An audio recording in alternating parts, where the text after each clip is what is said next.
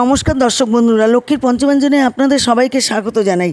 আজকে আবার চলে এসেছি আরেকটি রেসিপি নিয়ে। রেসিপিটি হলো চিজ পটেটো ফ্রাই।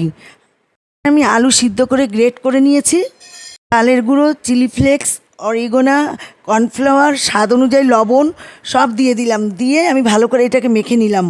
ফ্রাইতে দেখছিলাম হয়নি, তারপর আমি প্লাস্টিকের মধ্যে একটা ঢুকিয়ে নিয়ে আস্তে করে বেলুন দিয়ে বেলে নিলাম। এইবার প্লাস্টিকটা কেটে বের করে নেবো, নিয়ে এইবার আমি পিস করে করে কেটে নেবো।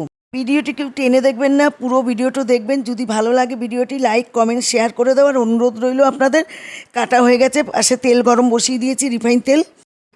এবার আমি কয়েকটা দিয়ে দিলাম, দিয়ে এপাশ ওপাশ করে লাল করে মুচমুচে করে ভেজে তুলে নেবো। ছোটো বাচ্চাদের এরকম করে দেবেন, খুব সুন্দর চেটে পুটে খেয়ে নেবে। আমার চ্যানেলে যদি নতুন সদস্য হয়ে থাকেন তাহলে চ্যানেলটি অবশ্যই সাবস্ক্রাইব করে আমার পাশে থাকবেন। ভালো থাকবেন, সুস্থ থাকবেন। আমি এখানে সার্ভ করে দিলাম টমেটো সস দিয়ে। নমস্কার।